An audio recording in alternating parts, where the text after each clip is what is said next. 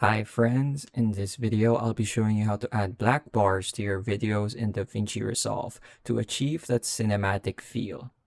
So we have a video here in our timeline already added, shot in quite a square aspect ratio, and I want to add black bars to really enhance the mood. So all we have to do is go to our timeline settings here at the top. Look down, we see output blanking, and here we can change the aspect ratio.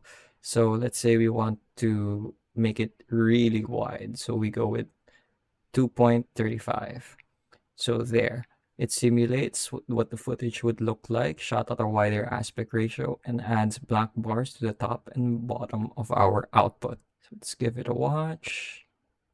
And yeah, that looks pretty good.